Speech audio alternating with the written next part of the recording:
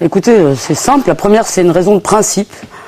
C'est que par principe, moi je pense que l'une des plus grandes vertus de la démocratie, parce qu'elle est principielle et matricielle, c'est la libre confrontation des opinions.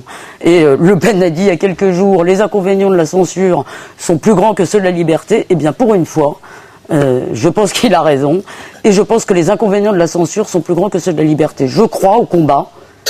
Je suis venu débattre avec Dieudonné parce que je veux le combattre. Voilà. Ça c'est la première.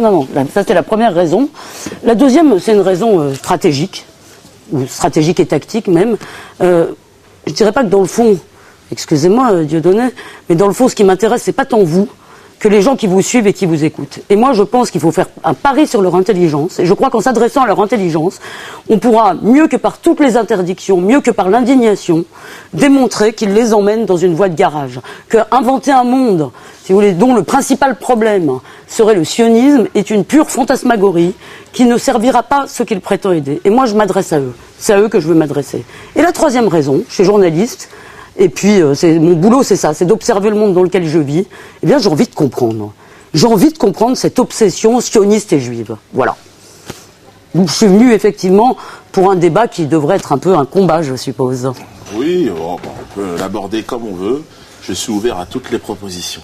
J'imagine bien, effectivement, étant donné votre parcours, journaliste, vous m'avez dit, qu'on ne se situe pas tout à fait dans la même sphère. Moi, je suis un artiste, un histrion qui fait du rêve avec du vent depuis longtemps, 20 ans maintenant, sur scène. Je n'ai jamais été, je suis directement, moi, on va dire, rémunéré par les spectateurs. Donc, je ne suis jamais rentré dans la grande industrie de l'information et du spectacle. Je fais un peu de cinéma. Enfin, je fais un site internet qui s'appelle Causeur. Je ne sais pas, malheureusement, si on peut déjà dire que Causeur, c'est la grande industrie de l'information. Pas tout à fait encore, mais ça le deviendra peut-être. Alors, justement, c'est peut-être que vous commencez à comprendre que l'Internet est un espace nouveau, effectivement, où votre statut et votre carte de presse n'a plus vraiment lieu d'être. Bon, écoutez, je veux bien qu'on fasse un débat sur le journalisme, mais bon. On pourra le faire, non, mais sur Internet, et sur le journalisme. Enfin, oui, on peut dire. Alors, vous parlez d'une obsession qui concernerait, vous me prêtez une obsession, vous avez le droit de le faire, je suis pour la liberté d'expression totale. Une obsession contre les juifs, j'aurais une vision du monde un peu complotiste, où il y aurait les juifs qui essaieraient de dominer la planète tout entière. Alors ça c'est une vision erronée de mon discours, et je dois quand même vous le préciser. Vous pouvez y croire, vous pouvez penser que je suis malin et que je vais vous mentir, tout comme je peux penser... Non, je vous lis et je vous écoute. Alors, tout comme je peux penser qu'effectivement, vous avez une approche... Vous voulez dire que je suis sioniste? Oui. Oui, je suis sioniste. C'est pas le cœur de mon engagement, c'est pas le cœur de mon existence, mais je suis sioniste, ça je vous le dis. Oui, alors moi je suis anti-sioniste, voilà, c'est vrai, donc il est clair. Voilà quelque chose qui nous sépare. Oui, voilà une frontière sur laquelle on peut débattre. Et ça devrait être assez spectaculaire dans sa. Mais moi, vous savez, j'ai un registre et un style qui est plutôt humoristique au départ, mais je peux m'adapter. Non, mais justement, je voudrais vous répondre un point là-dessus. Je peux aussi pousser des cris. Non, je ne vais pas pousser des cris. Je peux aussi, je peux vous écouter, je peux vous couper la parole. Oui. Je peux aussi vous laisser parler. C'est comme, je vais essayer de m'adapter et vous suivre. Eh bien, écoutez, il y a une chose sur laquelle j'espère que vous allez me suivre. Moi, je ne suis pas venu voir l'histrion. Je ne suis pas venu voir le comique, je suis venu voir un politique. Quelqu'un qui se présente au suffrage des électeurs. Et la seule chose... Non, parce que vous jouez tout le temps sur les deux registres. Vous dites que vous passez tout votre temps à essayer d'approcher de la limite et vous dites « Ah, je fais de la provocation, je suis un histrion ». Moi, je ne suis pas venu discuter de vos provocations. Je suis venu discuter de votre projet politique. Vous êtes venu discuter de politique. Moi, je découvre aussi un histrion. Quelqu'un d'extrêmement mobile, qui se déplace, qui fait des gestes. Je vais le prendre comme un compliment, venant d'un histrion lui-même. Tout à fait. C'est pour ça que je vous en remercie. Ça va être amusant de définir. Vous auriez préféré que je fasse pas de gestes? Les gens qui sont sérieux et les gens qui ne le sont pas. Très bien. Les clowns et les gens sérieux. Les gens. Alors, vous voulez un débat sérieux. Oui. Allons-y, si vous voulez. Si vous pensez qu'on peut l'être aujourd'hui, si vous l'êtes réellement sérieuse, allons-y. Mais écoutez, attendez. J'ai peut-être mal compris. Il me semble que vous présentez, je crois que vous avez donné une conférence de presse, à des élections politiques. Donc, je ne comprends même pas que ça vous étonne que je veuille faire un débat sérieux. Moi, c'est pas mon métier d'être comique. C'est pas mon métier de faire du spectacle. Je suis pas votre partenaire de spectacle. Pour moi, le rire est extrêmement sérieux. C'est Aimé Césaire qui me disait, au lendemain de mon agression par 4 sionistes, c'était sur le sol martiniquais, Dieudon, enfin, sale nègre, on va te faire la peau. Bon, bref, il avait fait une polémique, vous n'en avez pas fait l'écho, enfin, c'était un moment, non, c'était effectivement, je l'ai rencontré Césaire, qui était effectivement pour moi une personnalité importante, et il m'a dit, rire avec la souffrance nègre, vous allez déranger du monde. Le rire peut avoir une approche extrêmement sérieuse. C'est pour ça que, bon, ok, je veux bien croire dans votre sérieux, allons-y, parlons politique. Oui, si vous pensez que la politique est sérieuse. Si vous pensez que Sarkozy est un homme sérieux quand il parle, si vous pensez réellement ça... Écoutez, je pense que Sarkozy a été élu par 54% des Français et que je ne parle pas de l'homme Sarkozy, je parle du président de la République. Oui, je le crédite d'un certain sérieux et surtout... Vous croyez dans la pérennité de ce système? Je crois, surtout Dieudonné, dans l'échange des arguments. Je voudrais quand même, puisque vous m'en donnez l'occasion de dire une chose, qu'il s'agisse de vous ou de qui que ce soit, je condamne, mais sans aucune ambiguïté, et de qui qu'elle vienne, la violence. Je veux dire, la violence, l'agression, l'insulte ne me semble pas être digne de notre démocratie. Et je crois qu'on peut vous combattre, je veux dire vraiment, et même qu'on doit vous combattre, mais certainement pas de cette façon. Voilà. Parfait. Alors écoutez, pourquoi est-ce qu'on prend ces mesures d'interdiction ? Alors, Dieudonné et ses amis et ses colistiers, ils voient, eux, la preuve de la mainmise du lobby sioniste, d'un complot, d'une conspiration, de ce que vous voulez. Vous ne prononcez pas ces mots, mais moi j'entends cette musique. On va y revenir on va y revenir. Eh bien, moi, je pense qu'il s'agit pas de complot, il s'agit de consensus. Voilà, c'est ce qu'on appelle le consensus républicain. Moi, je considère que vous êtes antisémite, que ça vous plaise ou non, l'antisémitisme est hors du consensus républicain. Que le maire de Saint-Benoît, je ne sais pas où, ou de Paris, ou de je ne sais pas quelle petite ville, n'ait pas envie, je veux dire tout simplement, d'accueillir le spectacle d'un homme, je veux dire, qui est considéré par beaucoup de gens, et avec quelques raisons, comme antisémite et antisioniste. Et pour moi, les deux sont également dignes d'être combattus. Je voudrais surtout pas laisser penser que antisémitisme non, antisionisme oui. Pour moi, c'est antisémitisme non et antisionisme non. Donc, je pense que des maires, je veux dire, n'aient pas envie de rester, je veux dire, comme ceux qui auront accueilli ce spectacle-là. Je peux le comprendre. Maintenant, moi, je vais vous le dire. Je suis pour la liberté.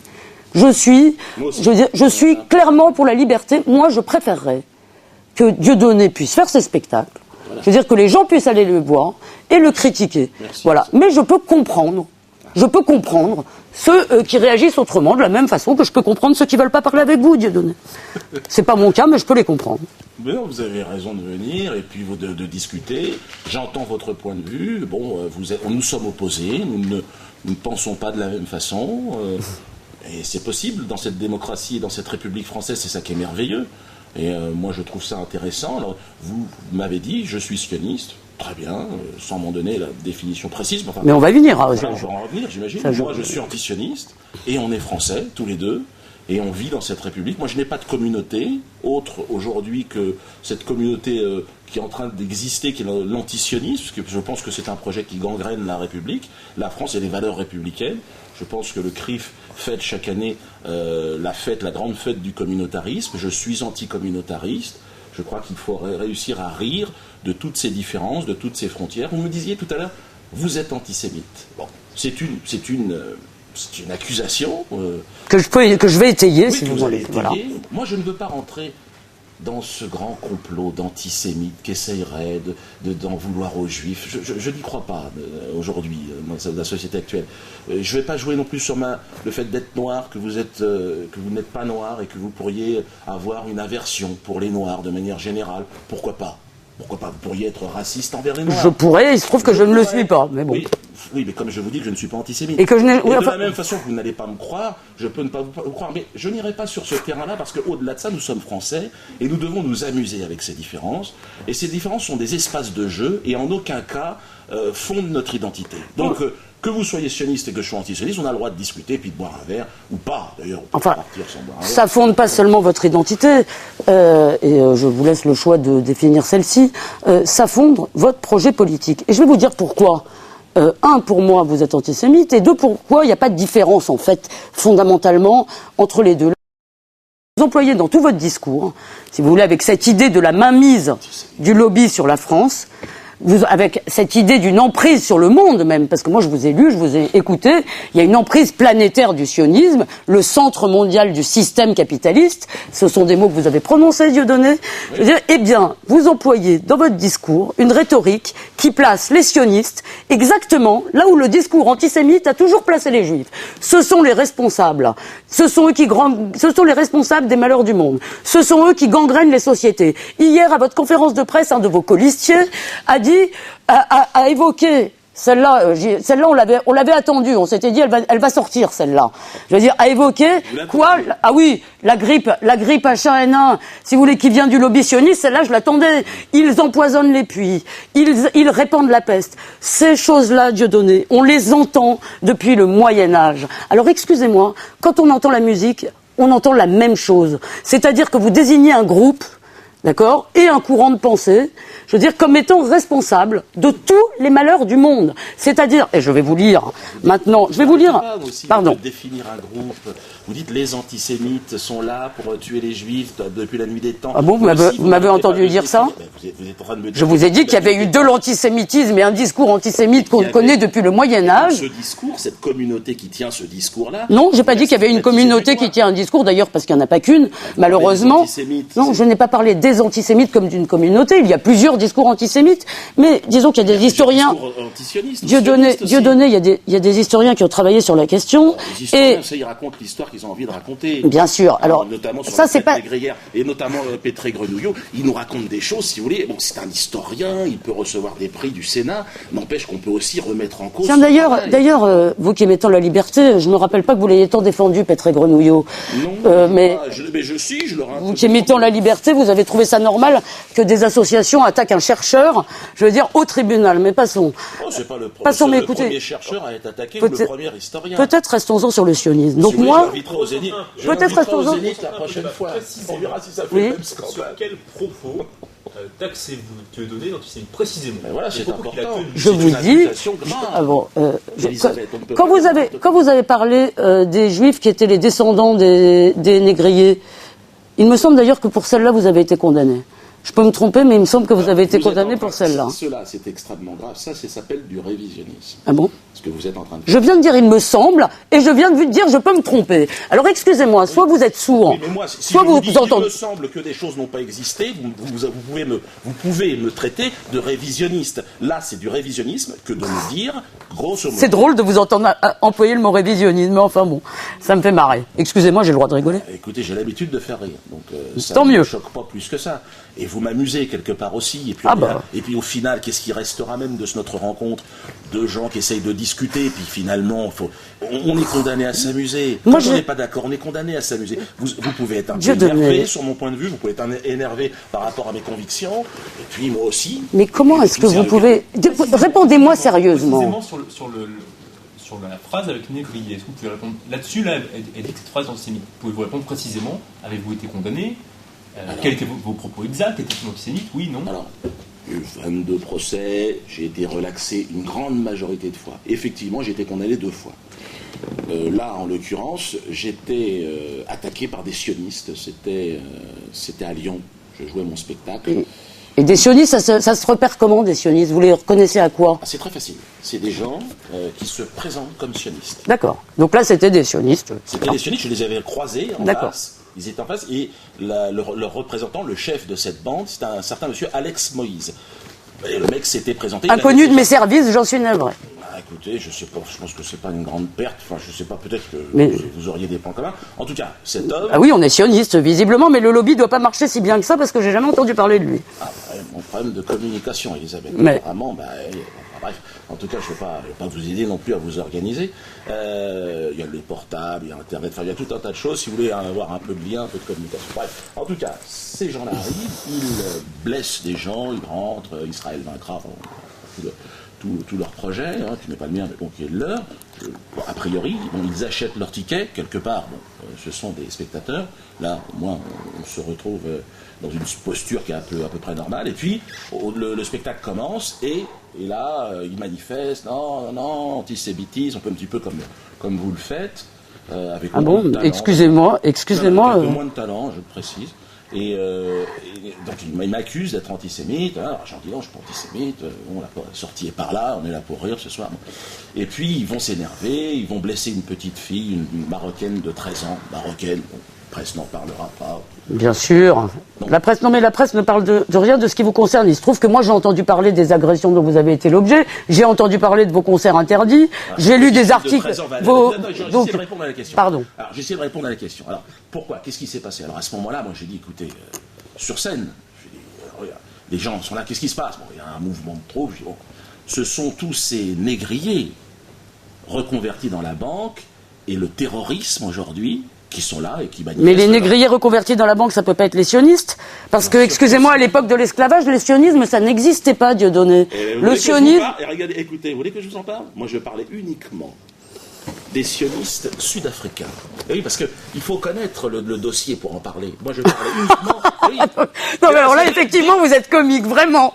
C'est extrêmement rigolo. On revient. Alors, pour certains, Peter Grenouillot, lui, c'est carrément l'esclavage avant même la traite et la déportation transatlantique. Eh ben oui, il y a eu un esclavage effectivement interafricain. Je veux dire, tous les historiens le savent. Et vous pouvez attaquer Peter Grenouillot.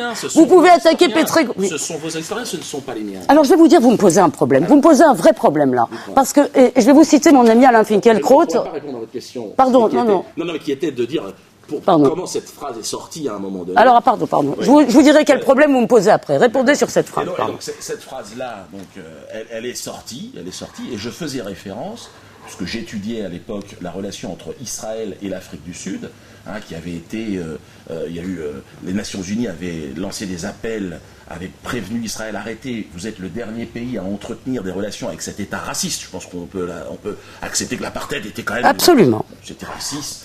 Israël continuait à exercer un commerce, à pratiquer une relation dans l'armement. On a eu les grandes fortunes sud-africaines étaient très faibles. Je vous rappelle que... La plupart, le grand commerce des diamants appartenait à ce lobby sioniste sud-africain. Non, il appartenait à des juifs sudafricains. Il n'appartenait pas au lobby sioniste sud-africain, il appartenait à des juifs sud-africains. Parce que c'est essentiellement... Mais non, De Beers, les grandes mines de diamants appartenaient à des gens qui ont investi en Israël de manière importante. Et c'est mentir, c'est dire un mensonge. Ou alors, vous pouvez raconter l'histoire que vous voulez. C'est pour ça que quand tout à l'heure vous me parlez de vos historiens, vous parlez de vos historiens, moi je vais vous parler de mes historiens, vous me prenez vos références, je vais vous parler de mes références. De toute façon, nous n'avons pas les mêmes, puisque vous ne seriez pas sioniste si vous aviez mes références, certes. et je ne serais pas anti-sioniste oui, mais il y a quand même j'avais vos références.